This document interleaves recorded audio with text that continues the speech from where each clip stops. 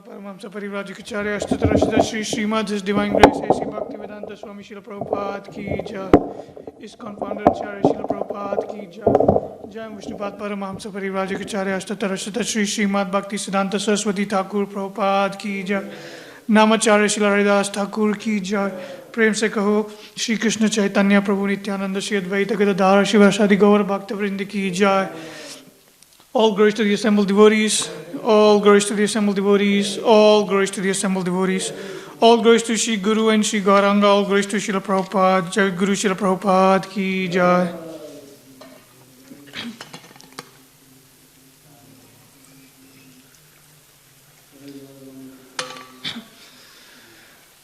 Om Namo Bhagavate Vasudevaya.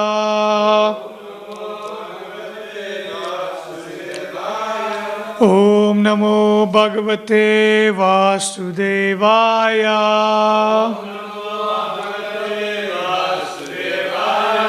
Om Namo Bhagavate Vasudevaya.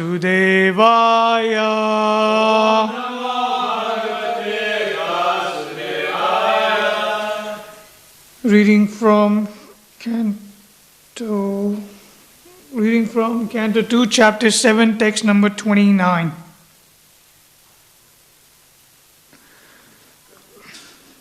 Tw 28 and 29.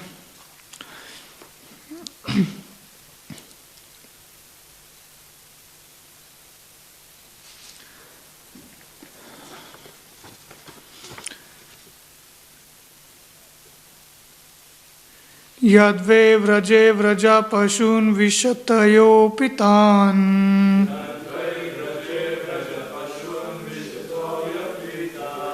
Palam stvaba jivayad anugraha drishti vristaya.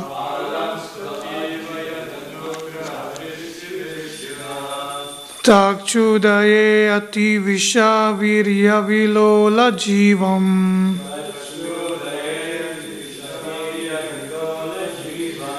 Uchatayi yashad uragam viharan hradinyam.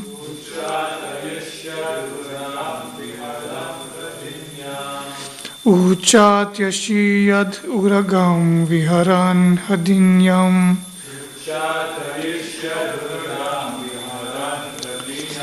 Yadve vraje vraja pashun vishatoya pitan. Palam stvajivayad anugraha drishti vrishtiya.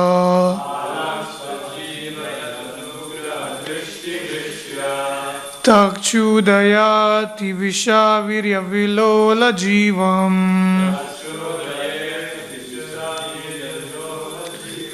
Uchataya yishayad uragam viharan hridinyam.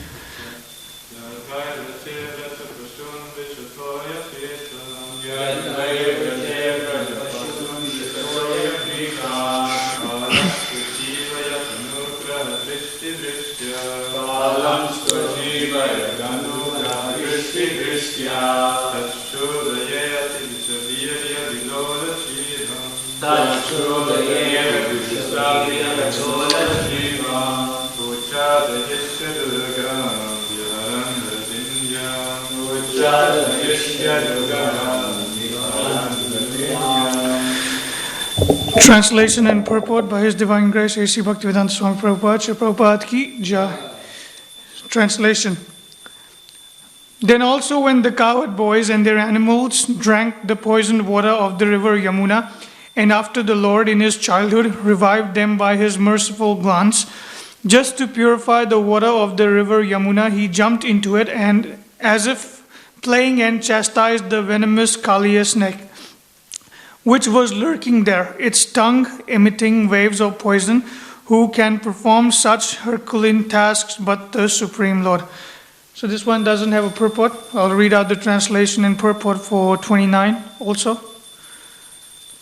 On the very night of the day of the chastisement of the Kaliya snake, when the inhabitants of Rajabhumi were sleeping carefreely, there was a forest fire ablaze due to dry leaves, and it appeared that all the inhabitants were sure to meet their death. But the Lord, along with Balaram, saved them simply by closing His eyes. Such are the superhuman activities of the Lord. Purport.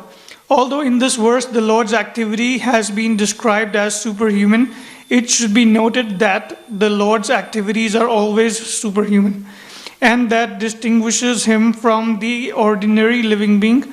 Uprooting a gigantic banyan or Arjuna tree and extinguishing a blazing forest fire simply by closing one's eyes are certainly impossible by any kind of human endeavor.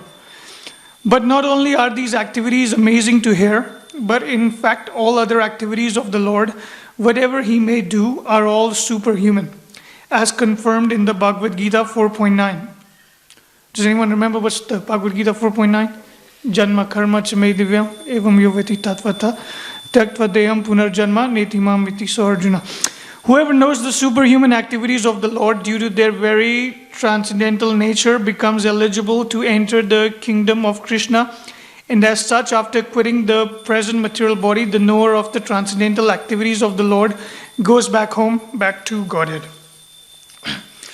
Om Jnanatimirandasya Jnananjana Shalakaya Chakshurun Militam Yena Tasmai Shri Gurve Namaha. Jai Shri Krishna Chaitanya Prabhu Nityananda Shri Advaita Gadadhara Shivashadi Gaura Bhakta Vrinda.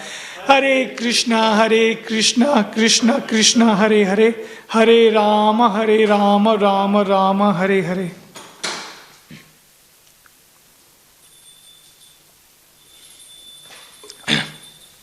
Hare Krishna. Thank you for coming for the Bhagavatam class on Saturday morning. So this is like one of the most popular and the most famous and the most nectar pastimes, one of the most nectar pastimes of Krishna subduing Kaliya, right? We had that one. That's like, if you go to India, pretty much everyone knows this one and Govardhan Leela. These are like two pastimes. You won't see hardly anyone like you'll see in India who doesn't know this pastime. And because it's like one of the popular pastimes. So it's one of my personal favorite pastimes also. So we'll talk about this pastime in 28. So before we go to the pastime, we'll just discuss a little bit about the philosophy of Krishna consciousness, as Prabhupada's mentioned in the purport. That why do we listen to all these pastimes, of Krishna's, all these unhumanly activities which are like, like everyone, like almost pretty much all of us as kids, we were attracted by these superhuman, like these superhero, Superman, Batman, all these fiction, that was like, oh, this is amazing. I was like, when I was growing up, I was a big fan of Wolverine, like bones coming out of a person's hand. That's like amazing. How does that work, And so we had like so much faith as a kid, we were like, used to relish these pastimes so much about these fictional characters. But when it comes to Krishna's pastimes, we think, oh, how's that even possible? I mean, as a kid, you don't think about that too much. You just think, oh, these are beautiful pastimes, But as you start growing up, you think, man, this must be also fiction, like these things, because we are raised in a Kali Yuga society, so all these thoughts start to come inside her head. What is like, can it really be true? Like, can Krishna like dance on a snake that has got 1,000 heads, lift a hill that is like what, like super heavy lift, like lift a whole mountain? How can someone do that? It's just crazy. You can't conceive that. So that's what Prabhupada is trying to tell us, and that's what Krishna is trying to tell us.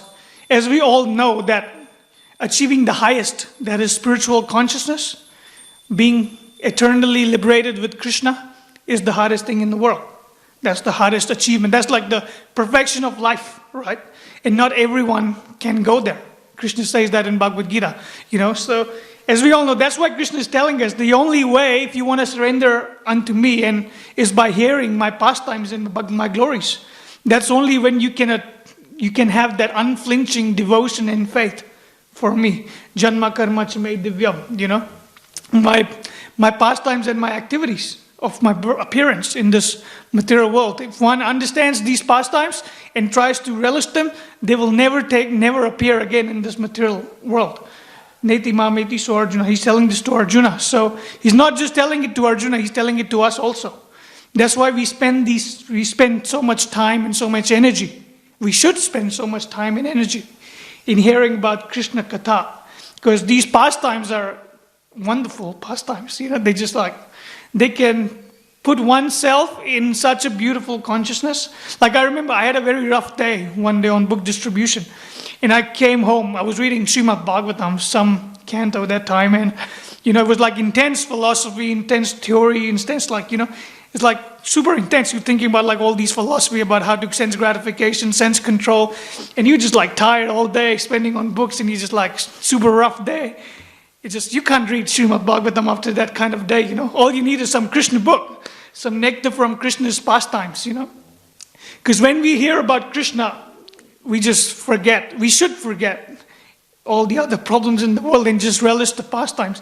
I remember Ishwar Prabhu once asked Gurudev this question that, when we read Krishna book, should we read about philosophy? Like, how should we understand? Prabhupada, Gurudev just said that once you read Krishna book, just read it to relish the nectar. That's all. Just enjoy. This is only meant for enjoying. Just feel happy reading Krishna book. So that's why these pastimes are so wonderful, right? So we'll speak about Kaliya's pastime. So as we know, Kaliya, great serpent. Where did Kaliya used to live? What was his home address? Does anyone remember the island where he used to live before coming to Kalindi Yamuna River? Ramanaka Island. Yeah, that's the name of the island. Ramanaka Island, where Kaliya used to reside. And there's multiple interpretations by acharyas. So one of the interpretation is that the serpents, they would offer like these fish, they leave their share of sacrifice for Garuda, because Garuda is the carrier of Lord Vishnu. So Garuda would usually come and, because he would give protection to all the snakes and serpents living in that area, and all these snakes would leave as an offering to Garuda, because he's like Garuda, he's like super strong, as we know, even in material world, if you run a business, you need protection to run that business, if you're in USA or India, these things happen. So to run a business successfully, for them, the serpents, to perform their daily activities properly, they have to give sacrifice to Garuda. So they leave their offering. But there was this naughty demon, right? Naughty serpent, which would not let anyone give any offering to Garuda and would come and steal his offering. So Kaliya would come and steal all the offering that was left for Garuda. So, and one day Garuda saw that. He's like, what's this going on, Garuda got super angry. Prabhupada explains in one of the purports in the 10th canto that, for a bird, the eternal, the nature is to eat fish, right? That's their food. That's what they habitat on. So if you steal that away from someone, that's not a very good situation. So Kaliya did that. He took the offering that the serpents have left for Garuda, and then Garuda just like stormed in. He found Kaliya.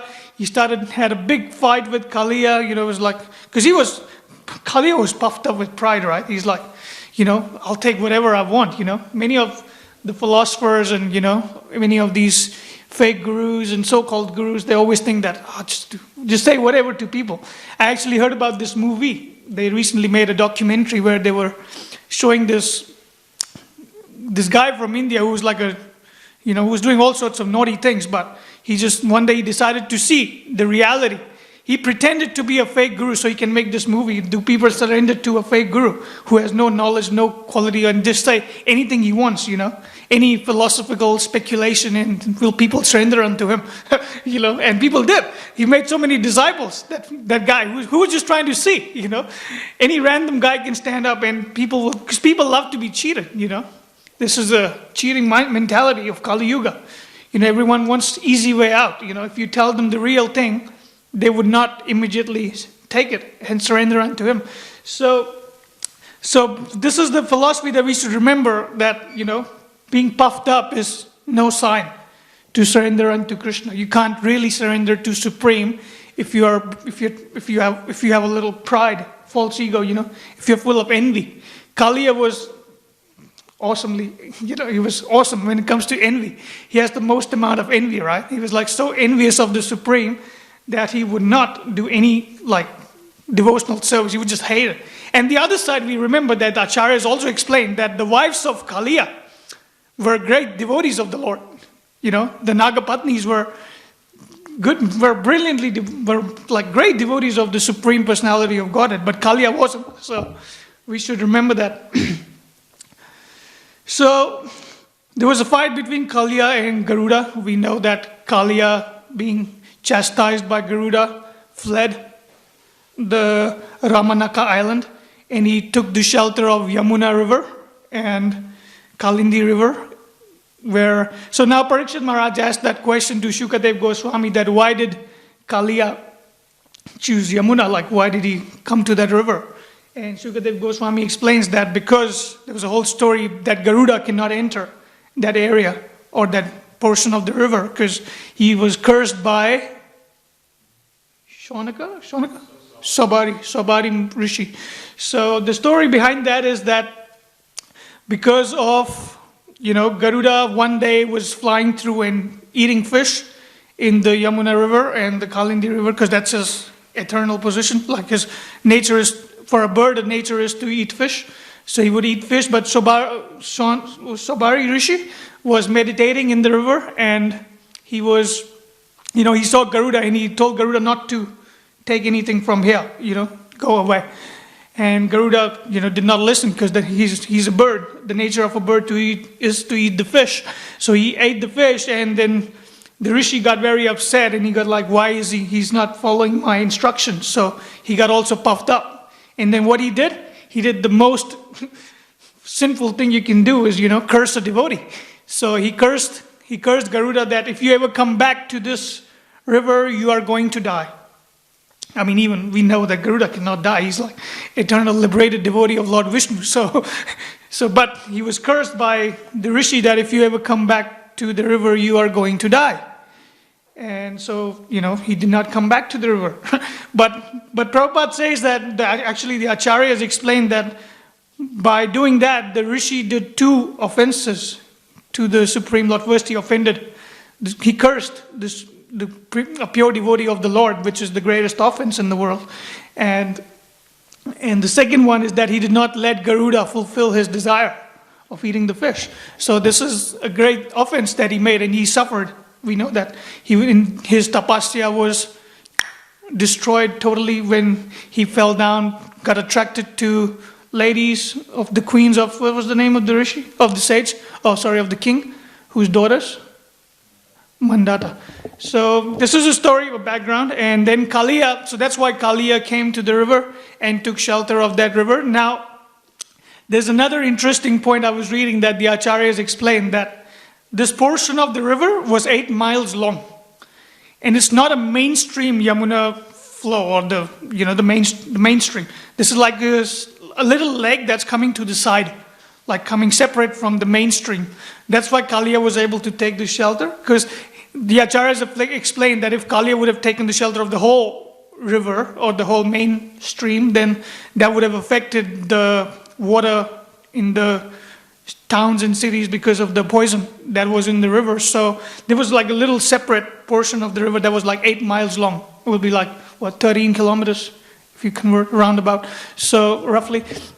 So Kaliya was taking shelter of this river, and then Krishna saw that, Krishna knew. And actually the interesting thing about the river, the Acharyas also explained that, it's Sukadev Goswami explains that when the river was so poisonous, because of Kaliya, it was like such a poisonous serpent that no birds could fly on top. There was no vegetation around that river. Everything was like dead and dull. There was nothing growing. Like even the demigods cannot pass through the river. That's what the Acharyas explained. So it was like super interesting point, like how poisonous can a person be that nothing can pass through. And another interesting point, I was reading that because of the poison, like Prabhupada was explaining in the Prabhupada that sometimes people get puffed up, like how the Rishi got puffed up and he went against the will of the Lord, because Garuda's will is also in parallel with the will of the Lord. So because he made that offense, didn't see what happened, see the result. Because because Garuda wasn't able to come there and fulfill his desire, so Kaliya was able to take over the whole river. And then there was no vegetation, no fishes, no other creatures, nothing, no vegetation around whatsoever. So, it was a kind of a destruction. It was like a very lonely place. And Kaliya had made that river into his own palace, It was Prabhupada explains that the whole river, became Kaliya's abode because no one else would be there. It's only Kaliya and the poison. So this is what we know. And it's actually a beautiful point when Krishna saw that. And as I said, actually Sanatana Goswami explained that point, that Kaliya had built his own city within the river. So it's coming from Acharyas. So, and then Krishna saw that. Krishna came to the river and he knew Kaliya was there. And it was time to kill Kaliya. Well, not kill Kaliya, but, come and destroy the false ego that Kaliya had. So Krishna, what he did, he jumped on the tree. What was the tree? Kadamba tree. He jumped on top of a branch of the Kadamba tree and jumped inside the river. And the Acharyas explained that when he jumped in the river, there was a flood, like most of the water just came out, because when Krishna jumps, it's not a human fall. Even sometimes when a human jumps inside, like a big human jumps inside a river, there's a big splash, right? So when Krishna jumped, even though he's got to perform, everything he does is transcendental and he's not material. So when he jumped in the river, there was a big splash. There's so much poisonous water that came out, it was just like flooding the whole area was flooded. And it's a pretty interesting point that when Krishna was in the river, he was just like started playing like an elephant. He was like splashing his hands and legs all around. He was like just making so much noise. And that noise was very soothing. But for Kaliya, that noise was very disturbing. And Kaliya is like, who is this person who's making all this noise there's an intruder in my house. So Kaliya went to find Krishna. And he saw Krishna and it's so funny when Krishna saw Kaliya, he was just like still in his, joyful mood. He saw Kaliya coming, but he didn't really care. He just like started enjoying what he was doing, and Kaliya got so pissed that he came and, wrapped his coiled around Krishna. So, and the cowherd boys were watching that. Cowherd boys were seeing that Krishna has been wrapped around by Kaliya. And they were like, Krishna is wrapped around by this great serpent. Oh my God, what's going to happen? And they all fainted, right? They all fainted because they were in such a great anxiety about how can our beloved Krishna be wrapped around by this, now he's going to die, he's going to be destroyed, because Kaliya has wrapped him around in his, this is so, even though we know all these cowherd boys are like eternally liberated souls, and they're like, pure devotees. So this is not to be confused with material anxiety. This is extremely spiritual. And the Acharyas explain that by doing that, the only reason Krishna did that is so that all the cowherd boys can witnessed the highest level, which is highest bhav stage. It's the highest platform of love when you see your beloved in danger and you have so much spiritual anxiety. So, and because of that, when the news spread around Vrindavan, Nanda Maharaj got, oh, no, Krishna's in danger, we gotta go. So everyone just left whatever they were doing. And almost the whole Vrindavan was rushing through the river to see this ecstatic pastime that is being performed. Now again, Balaram was not present. The first thing Nanda Maharaj and the other cowherd men were thinking, Krishna is in danger and Balaram is not there, because if we all, like, this is just a common human instinct. If a elder brother is supposed to take care of the younger brother, right? So if the younger brother is in danger, you just feel, where is the elder brother? So Balaram not being there on that day were giving a lot of anxiety to the cowherd men. And so they all ran through, and Balaram was smiling, because Balaram knows Krishna cannot, nothing can happen to Krishna. So he's just smiling. And everyone's just looking, why are you smiling? You should be there with him and you're not there, So they all just ran, and everyone assembled, all the cowherd boys gathered. And, when they came, they don't know what's going on. All they can see is Krishna being coiled around a demon, and there's cowherd boys who have fainted. So they don't know how did this happen? Did Krishna jump himself? Or like, how did he get in the river? Did Kaliya pull him? So they have all these questions starting to pop up in his head. But Krishna, when he saw that everyone's were getting in so much anxiety, Yashoda Maya was in so much anxiety seeing Krishna in such a state that Krishna decided, all right, that's enough. I've given them enough anxiety. So now he just expanded himself and got freed from the coils of Kaliya. And then he started running around Kaliya while Kaliya was trying to shoot Krishna with his poisonous venom. And Krishna is running around trying to dodge the poison. Then he finally jumped on his head. Now this is the best, right? In India, you see that a lot when people are being irritated, they use this phrase, right? They say, "Mere sar pe mat nach." Don't jump on my head. That's the phrase they use in India. It's like a very famous phrase. In Bangladesh also they use this phrase.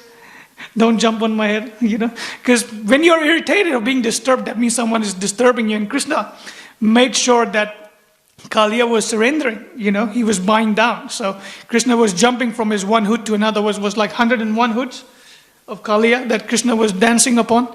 It was so nectar, and all the people are watching Krishna jump on Kaliya's head, and they were feeling like, actually the Acharyas explained that when Krishna was jumping on the head of Kaliya, there were all the Gandharvas, the demigods, all the devotees from the heavenly kingdom assembled and started playing mridanga and banging drums and, just relishing this nectar pastime, because Krishna is about to kill this guy, kill this crazy demon.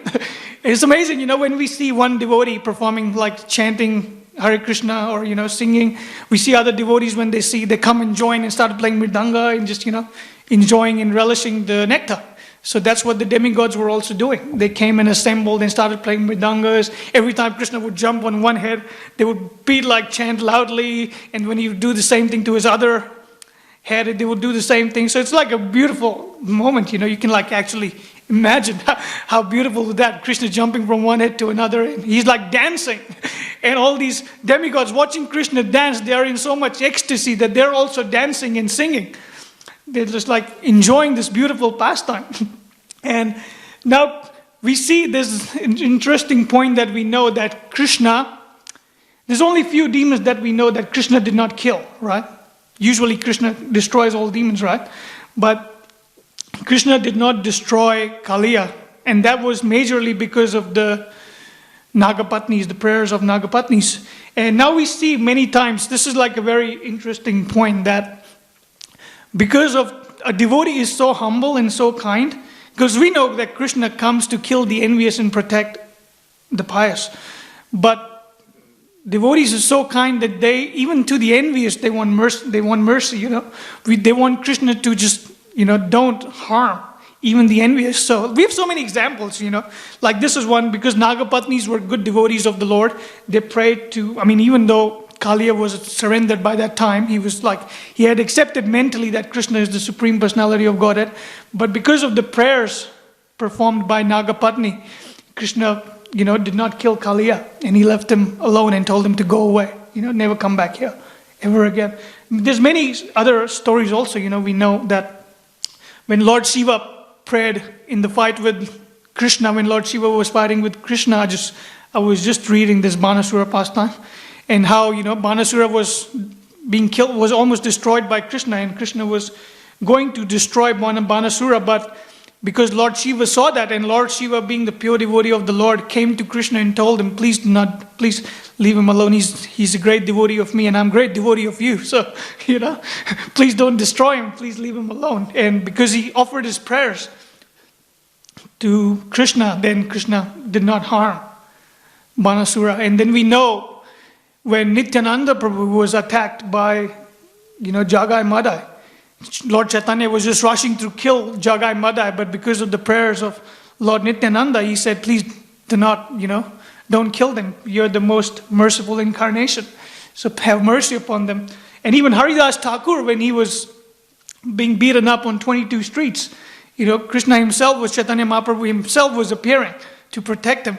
But because he said that don't, be merciful unto these people who are trying to hit me, because they don't know what they're doing, please be merciful, then he just did not attack them. So these are the beautiful things that we learn from these pastimes of Krishna also, that all these great devotees of Krishna, why are they so great? Even though they have taken, disaster, there's so much problems that come on their head, but they did not leave, They took shelter of Krishna and they wanted to be compassionate to the whole world. We are a bit over time. So we'll just stop there. Sorry I was just trying to rest the whole pastime in 30 minutes. I've run out of breath. Is there any questions, comments, or corrections? No? All right, we'll stop here. Granth Raj Srimad Bhagavatam ki jai, Srila Prabhupada ki jai, Nitai Gaura Premanandi.